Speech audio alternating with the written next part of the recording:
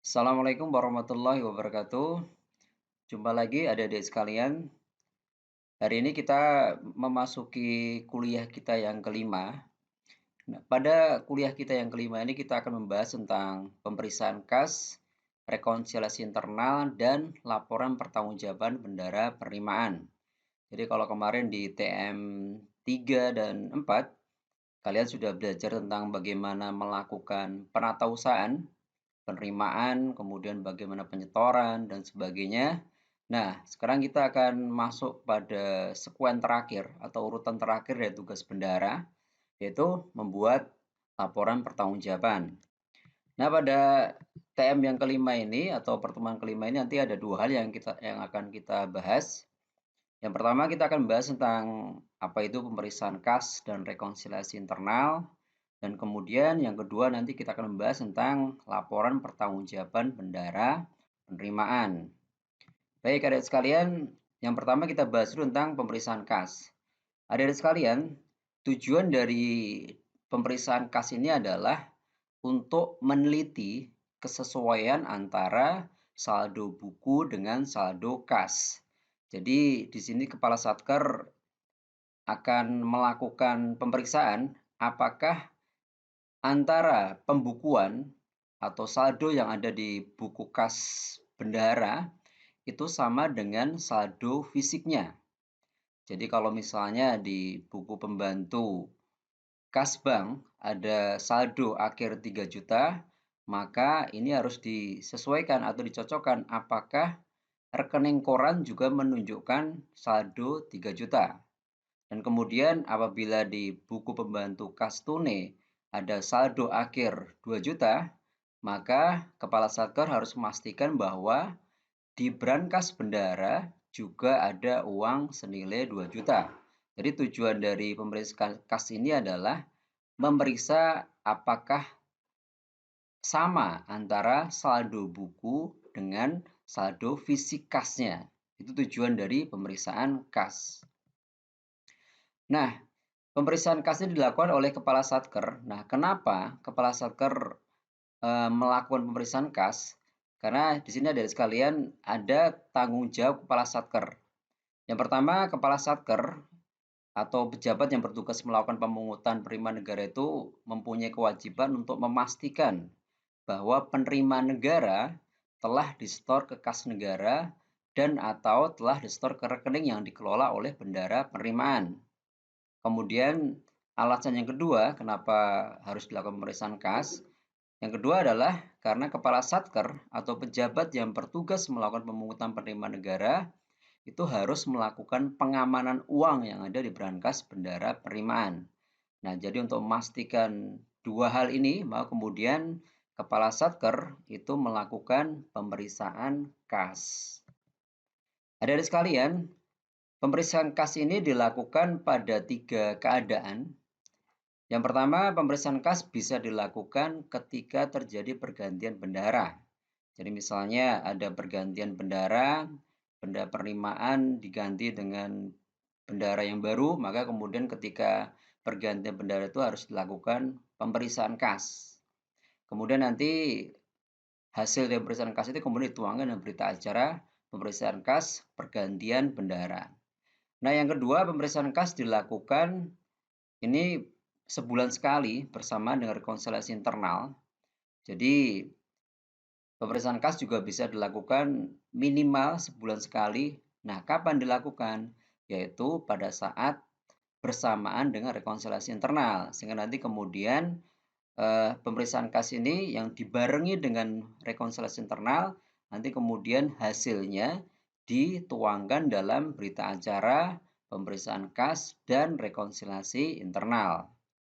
Kemudian yang ketiga, pemeriksaan kas juga bisa dilakukan sewaktu-waktu tanpa pemberitahuan kepada bendahara. Jadi di sini salah satu kewenangan Kepala Satker itu adalah melakukan pemeriksaan kas dan Kepala Satker itu bisa melakukan pemeriksaan kas sewaktu-waktu tanpa pemberitahuan kepada bendahara penerimaan gitu ya.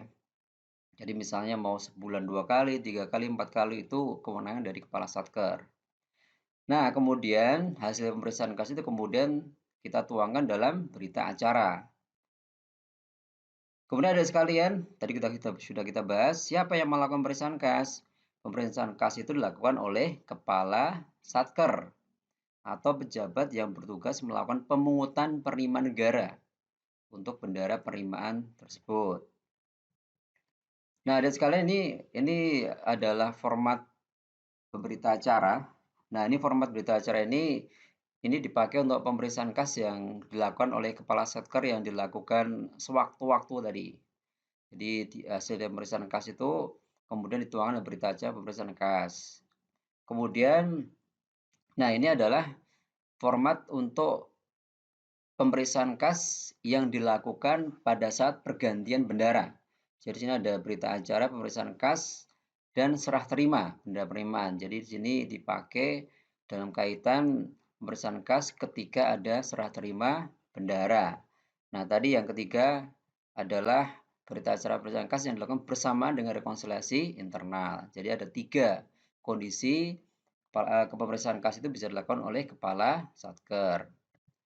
Nah, sebelum kita buat berita acara pemeriksaan kas dan rekonsiliasi, kita bahas dulu tentang apa itu rekonsiliasi internal. Jadi ada sekalian, rekonsiliasi internal itu adalah melakukan pemeriksaan antara pembukuan bendara dengan pembukuan UAKPA.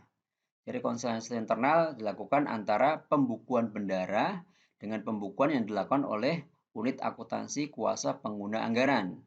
Nah, rekonsiliasi internal itu dilakukan minimal sekali dalam 1 bulan dan ini dilakukan pada akhir bulan dan ya biasanya dilakukan bersamaan dengan pemeriksaan kas dan dituangkan dalam berita acara pemeriksaan kas dan rekonsiliasi.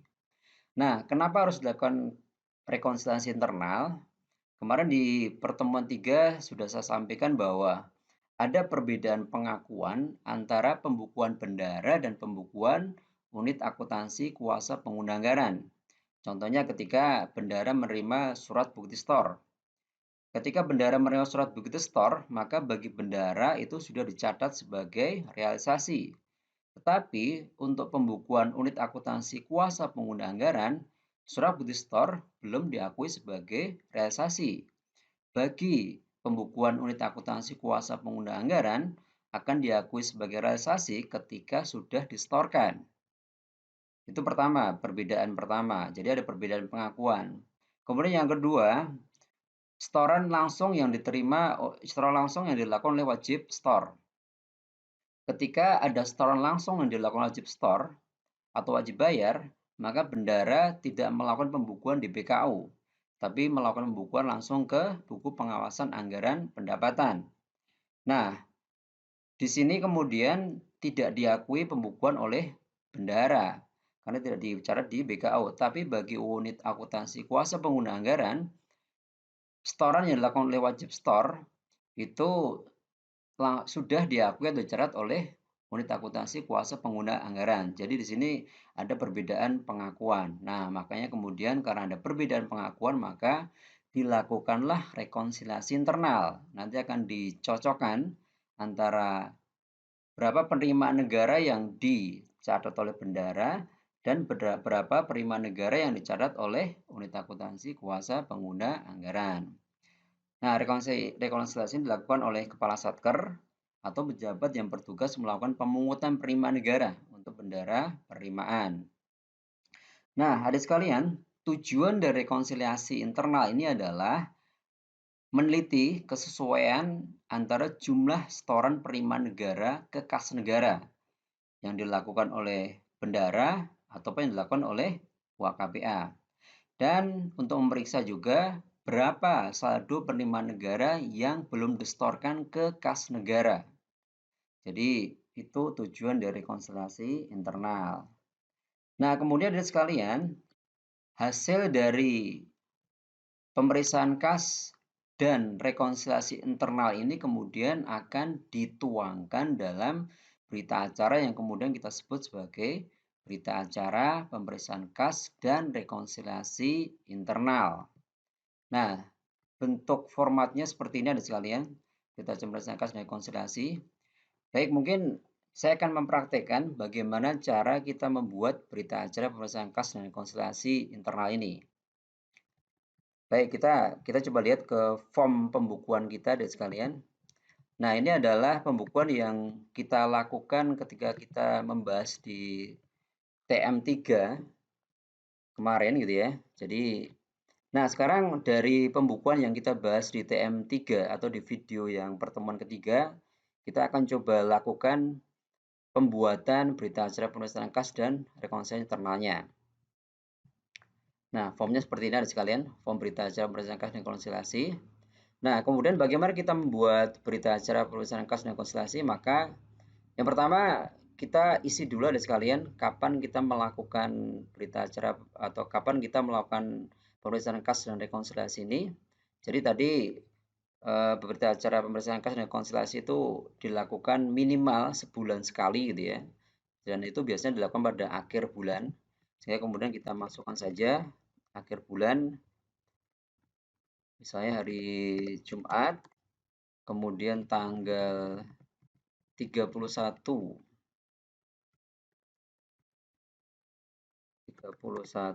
bulan Januari tahun 2020.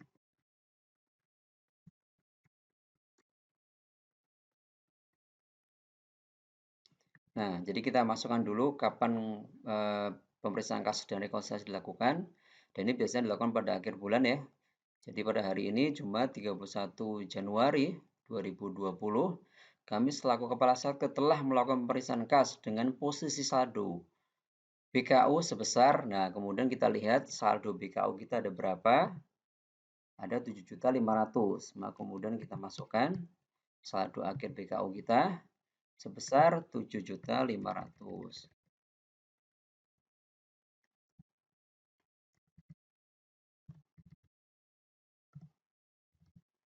Dengan nomor bukti terakhir di BKU nomor, nah ini adalah nomor buku yang kita pakai terakhir gitu ya.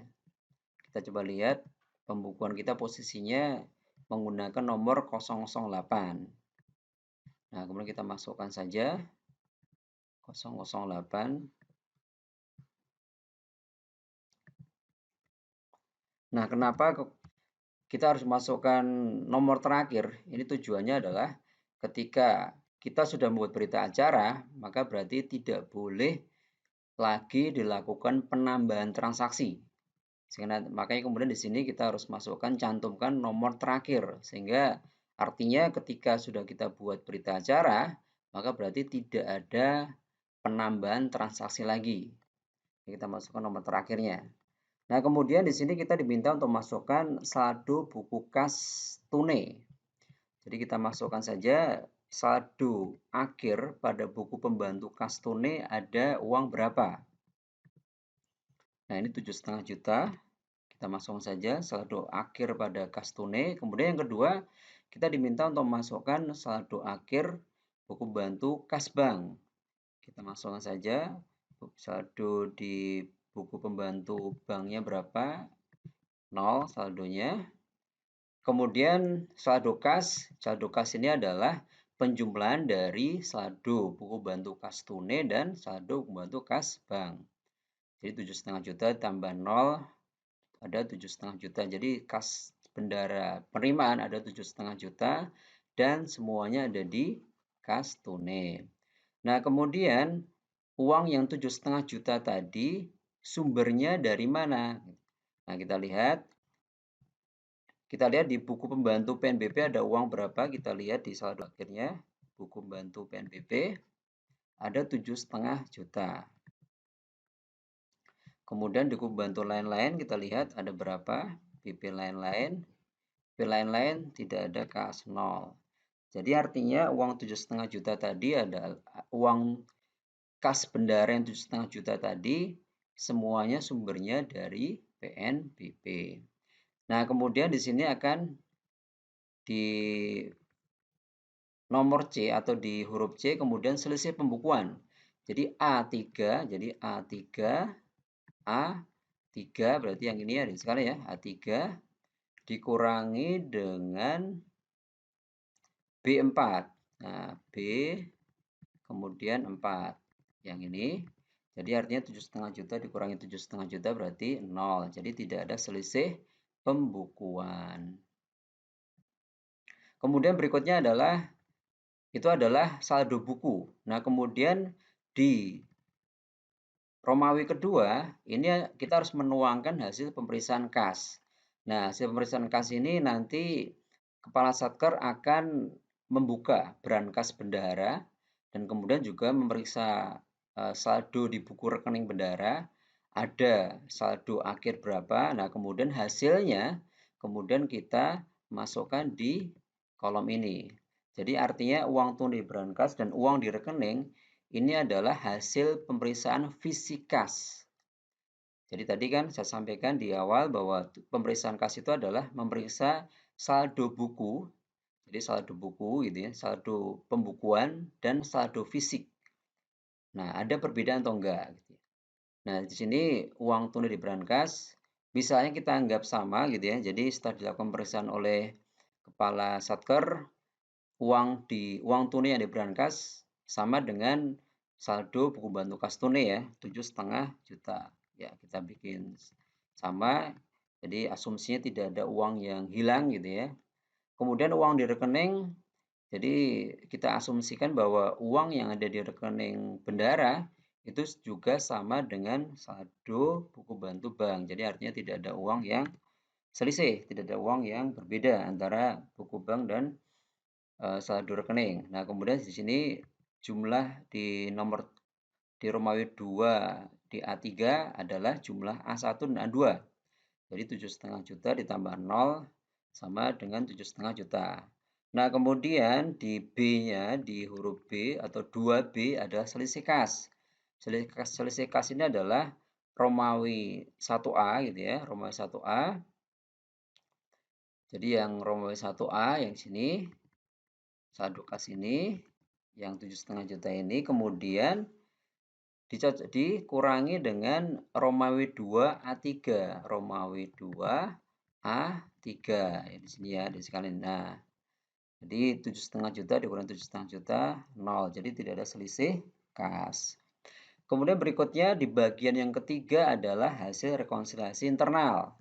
Jadi rekonsiliasi internal itu adalah kita mencocokkan antara pembukuan bendahara dan pembukuan unit akuntansi kuasa pengguna anggaran. Nah, kemudian di 3A-nya kita diminta untuk memasukkan pembukuan menurut bendahara dulu. Nah, pembukuan menurut bendahara di sini ada dua isian. Yang pertama adalah penerimaan yang telah disetorkan. Jadi artinya di sini adalah penerimaan yang diterima oleh bendahara penerimaan yang sudah disetorkan. Jadi artinya sudah dibuatkan SSBP, sudah disetorkan kas negara. Nah, kita lihat berapa penerimaan sudah disetorkan. Nah, kita bisa melihat di mana? Kita bisa melihat di buku pengawasan anggaran pendapatan. Nah, di sini di BPAP di posisi penerimaan di sini adik-adik bisa melihat sudah disetorkan. Nah, jadi di sini berarti yang sudah disetorkan berapa? Tapi yang harus diingat yang sudah disetorkan oleh bendahara, bukan yang disetorkan langsung oleh wajib bayar. Jadi yang disetorkan oleh bendahara saja. Jadi ada 7,5 juta, kemudian ditambah yang bawah ini ada dua penerimaan ya, 7,5 juta. Jadi sebentar. BPAP tadi 7,5 juta. Kemudian kita tambahkan dengan langsung kita jumlahkan aja 15 juta. Kemudian penerimaan yang belum disetorkan. Jadi artinya ini PNBP yang diterima melalui bendahara tetapi yang belum disetorkan ke kas negara. Kita lihat ada berapa? 7,5 ini terima 7,5 juta, kemudian disetorkan 7,5 juta. Kemudian di sini pada tanggal 2 Januari ya, 2 Januari terima jasa kebandarudaran melalui rekening 15 juta, tetapi baru disetorkan 7,5 juta. Berarti yang belum disetorkan ada 7,5 juta. Kita masukkan. Jadi yang belum disetorkan, penerimaan yang belum disetorkan ada 7,5 juta. Jadi sekali lagi, ini adalah penerimaan yang diterima melalui bendara yang belum disetorkan. Sehingga di sini jumlah A1 dan A2 ada 22.500.000. Kemudian pembukuan menurut UAKPA. Nah, pembukuan menurut UAKPA itu nanti kalau di kondisi real, nanti bendara penerimaan harus menanyakan kepada UAKPA atau kepada petugas unit akuntansi kuasa pengguna anggaran berapa penerimaan negara yang dibukukan di UAKPA atau ini melalui aplikasi yang kita sebut sebagai aplikasi Saiba. Jadi nanti bendara penerimaan menanyakan. Nah, tapi secara umum pembukuan menurut UAKPA itu adalah pembukuan penerimaan yang sudah masuk ke kas negara. Jadi artinya pembukuan PNBP yang dicatat oleh UAKPA adalah seluruh PNBP yang sudah disetorkan ke kas negara. Itu intinya.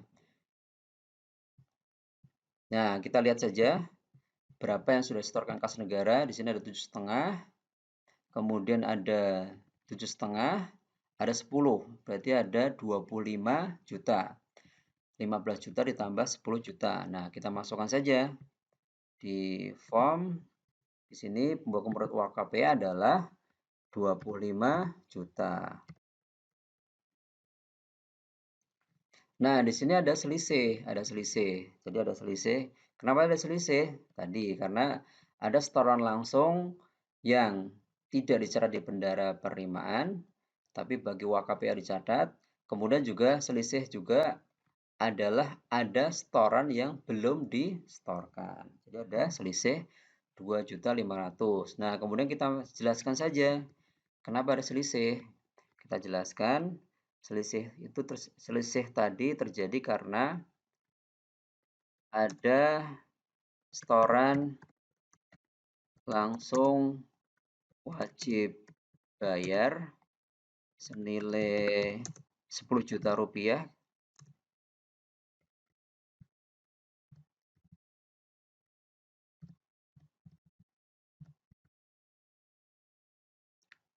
Kemudian ada setoran yang belum di-store.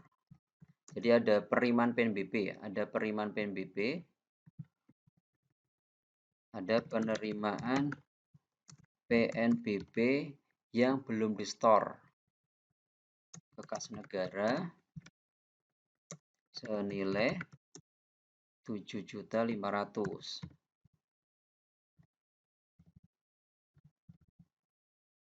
Nah, jadi itu penjelasan kenapa ada selisih pembukuan. Nah, kemudian kita masukkan nama benda penerimaan dan nama kepala satker NIP-nya. Nah, demikian dari sekalian bagaimana kita membuat berita acara pemeriksaan kas dan rekonsiliasi internal. Baik, kemudian kita lanjutkan materi kita dari sekalian. Nah, yang kedua kita akan membahas tentang pertanggungjawaban bendara penerimaan atau laporan pertanggungjawaban bendara penerimaan.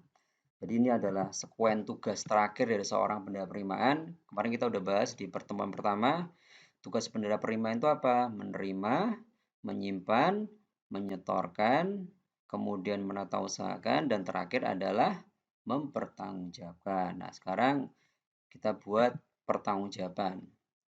Nah, adik sekalian, apa yang dimaksud dengan laporan pertanggungjawaban bendara atau kita sebutnya sebagai LPG? Jadi LPG itu adalah laporan yang dibuat oleh bendara atas uang atau surat berharga yang dikelolanya sebagai pertanggungjawaban pengelolaan uang. Nah, adik sekalian, LPG ini disusun secara bulanan, jadi dibuat bulanan gitu ya. Kita lakukan akhir bulan biasanya atas uang yang dikelolanya baik rupiah ataupun yang valuta asing ya. Dan LPG ini harus sampaikan ke KPPN paling lambat kapan? Paling lambat tanggal 10 bulan berikutnya. Nah, LPJ ini dibuat atau disusun berdasarkan BKU, buku pembantu, dan buku pengawasan anggaran yang telah direkonsiliasi dan ditandatangani oleh bendahara dan pejabat yang melakukan pemeriksaan kas dan rekonsiliasi. Artinya, bendahara tidak boleh membuat LPJ sebelum melakukan pemeriksaan kas dan rekonsiliasi. Karena LPJ itu dibuat atau disusun berdasarkan BKU, buku pembantu, dan buku pengawasan anggaran yang telah direkonsiliasi. Jadi urutan SOP-nya adalah lakukan pemeriksaan kas dan rekonsiliasi, baru kemudian lakukan pertanggungjawaban. Nah, ada sekalian, nanti LPJ ini ada format untuk membuat LPJ-nya, nanti kita bahas. Nah, nanti kemudian LPJ nanti disampaikan ke, jadi ada 3 institusi yang menerima LPJ bendahara ini. Yang pertama adalah KPPN, nanti kemudian yang kedua adalah kepada BPK, yang ketiga adalah kepada kementerian lembaganya. Jadi ada 3 pihak yang menerima LPJ bendahara. Nanti LPJ yang disampaikan KPPN dilampiri dengan daftar rincian saldo rekening. Jadi nanti rincian saldo rekening, jadi rekeningnya bendahara masih ada saldo berapa rinciannya. Sudah ada formatnya juga. Kemudian ada rekening koran. Rekening koran itu untuk memperkuat atau membuktikan bahwa rincian saldo rekening itu sama dengan rekening koran gitu ya. Kemudian ada berita acara pemeriksaan kas. Ini nanti dipakai untuk membuktikan bahwa saldo fisik kasnya itu sama dengan saldo bukunya, dan kemudian dilampiri juga dengan konfirmasi penerimaan negara.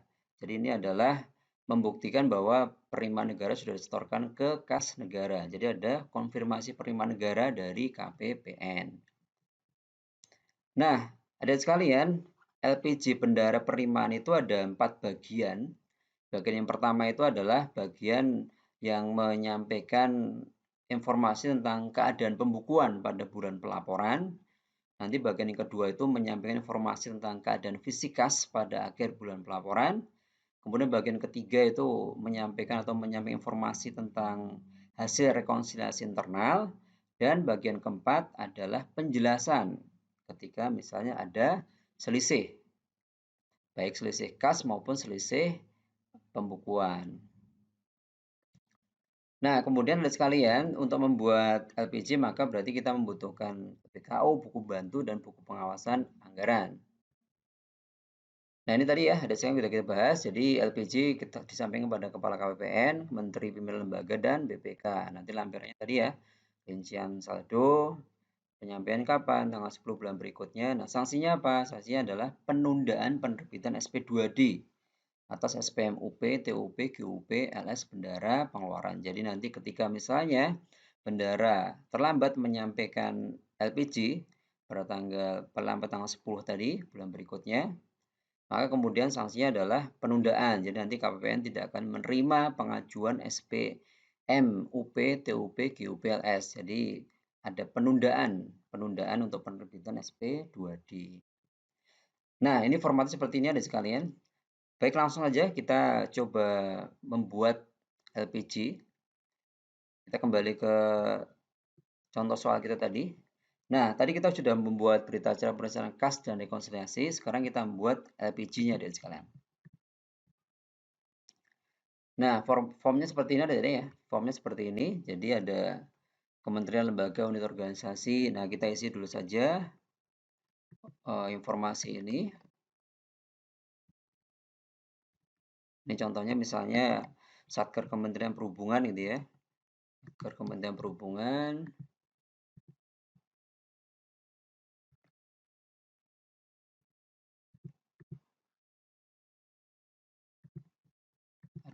Perhubungan udara, kemudian Bandara Udara Tambolaka di Wai Kapuka. Kemudian, nah kita langsung aja di bagian yang pertama. Bagian pertama tadi kita diminta untuk mengisi keadaan kas pada bulan pelaporan. Jadi pembukuan saldo akhir BKU berapa? Nah, sama tadi ya, kita masukkan saja saldo akhir BKU ada berapa.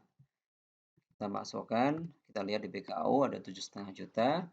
dengan nomor bukti terakhir. Nah, nomor bukti terakhir tadi adalah nomor 08.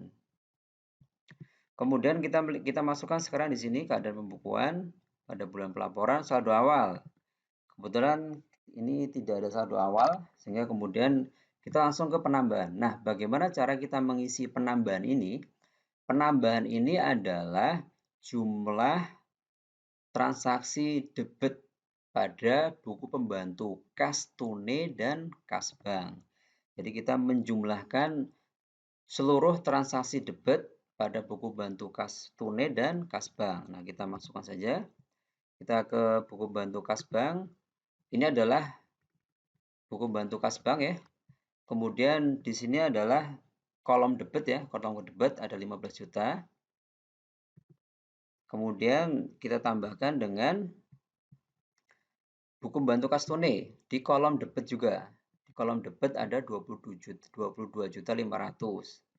Tambahkan.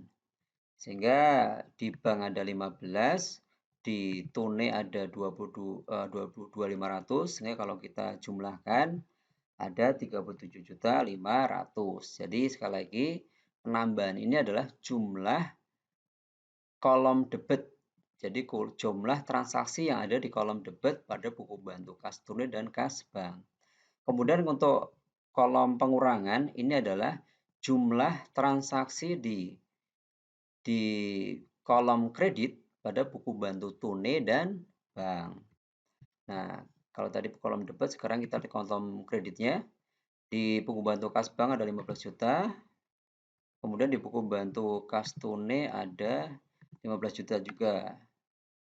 30 juta. Nah, kemudian saldo ini adalah berarti kolom 3 ditambah kolom 4 dikurangi kolom 5, dapatlah saldo. Jadi kalau di sini berarti 0 ditambah 37.500 dikurangi 30 juta, sehingga ada 7,5 juta.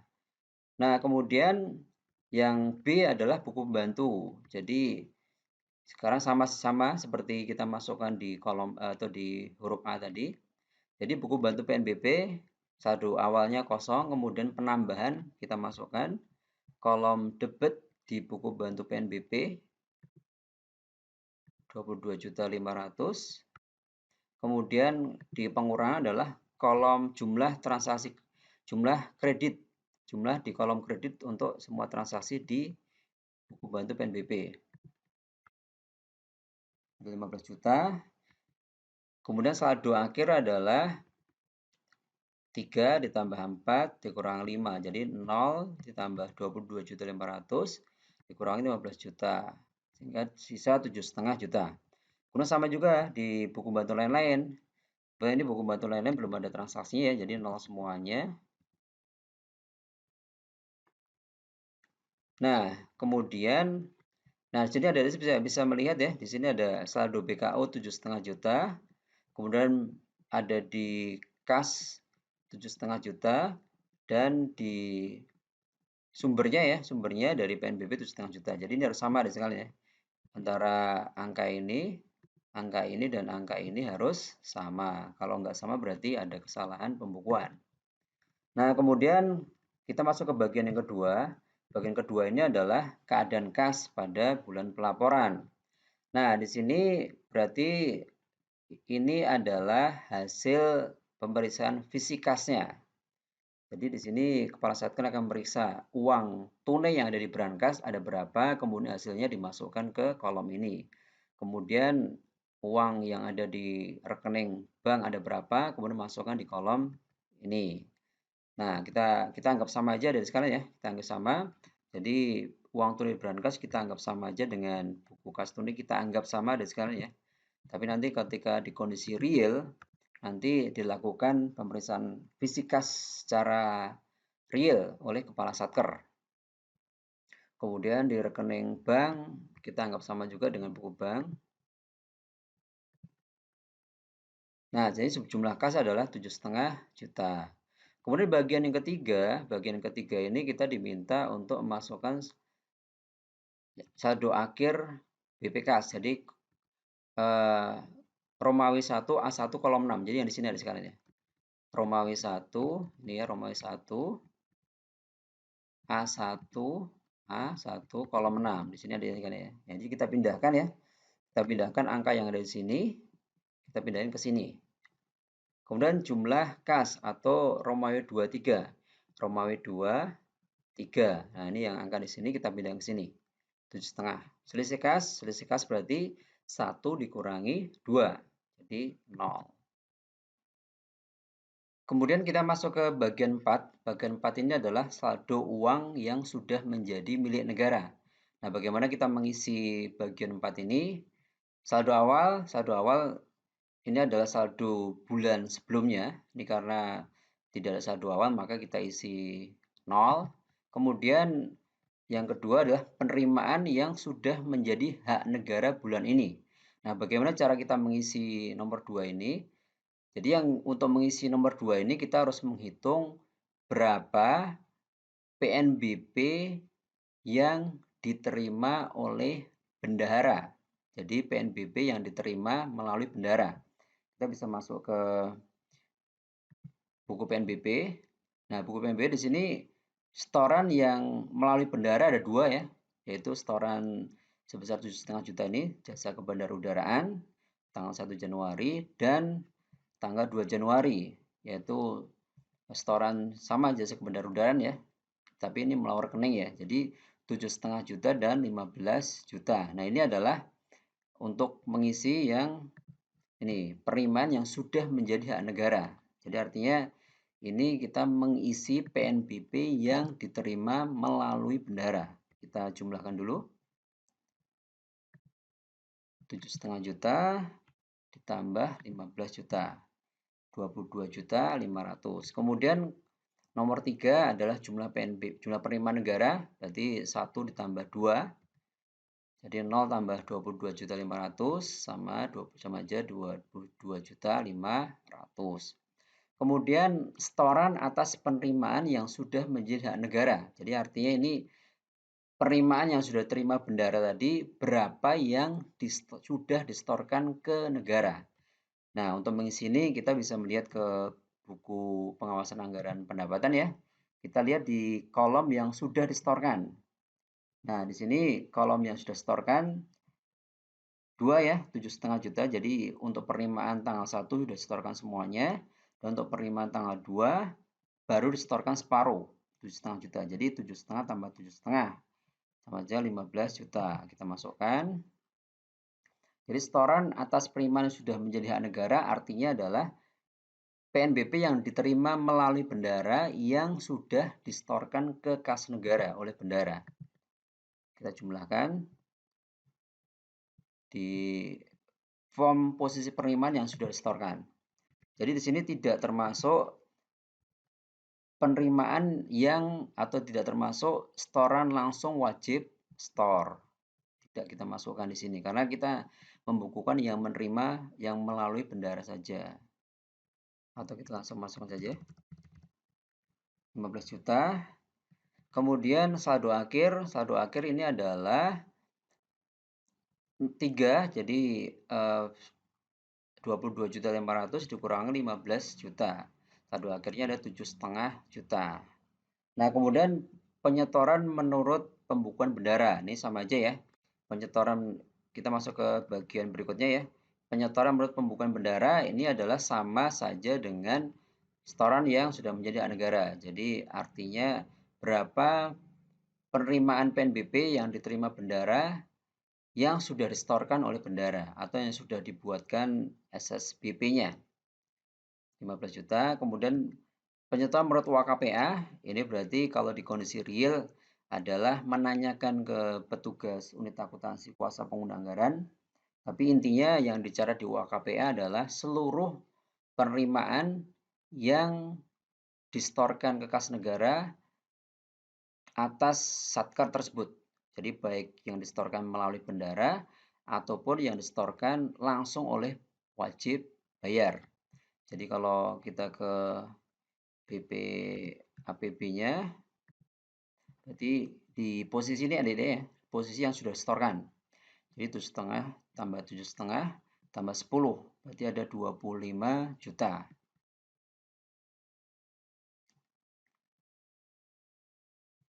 ya 25 juta. Nah, ini selisihnya ada 10 juta. Ya, sama saja ya. Kita kemudian bisa jelaskan selisih 10 juta itu jadi ada selisih karena ada setoran langsung wajib store gitu ya. Jadi setoran langsung wajib store senilai 10 juta. Begitu juga mungkin kita bisa jelaskan, kita tambahkan juga penjelasan ada penerimaan PNBP yang belum di store gitu ya, atau belum distorkan ke kas negara senilai 7,5.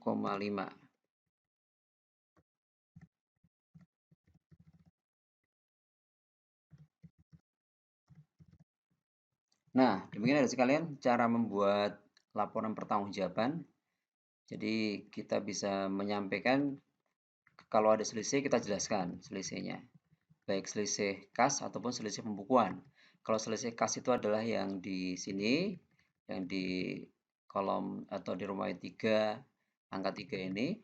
Kemudian kalau selisih pembukuan berarti yang di sini ya, yang PNBP dan setoran. Nah, demikian ada sekalian cara membuat laporan pertanggungjawaban bendara penerimaan. Kita kembali ke slide kita. Nah, kemudian nanti ada sekalian nanti LPG itu kemudian dilampiri dengan daftar rincian saldo rekening. Formatnya seperti ini ya, format seperti ini. Jadi ini menggambarkan tentang rekening bendara dan kemudian saldonya ada berapa. Surat izin ini adalah surat izin yang diterbitkan oleh kuasa bun atau KPPN terkait rekening tersebut. Jadi nanti masukkan nomor suratnya dan saldonya. Nanti selain dilampir dengan rincian juga dilampiri dengan rekening koran. Kemudian tadi berita acara pemeriksaan kas dilampirkan juga. Dan juga konfirmasi atas penerimaan negara. Baik, demikian ada sekalian pembahasan kita di pertemuan kelima itu terkait dengan berita acara pemeriksaan kas dan rekonsiliasi dan LPG, laporan pertanggungjawaban. Mudah-mudahan bisa dipahami. Selamat belajar dan Assalamualaikum warahmatullahi wabarakatuh.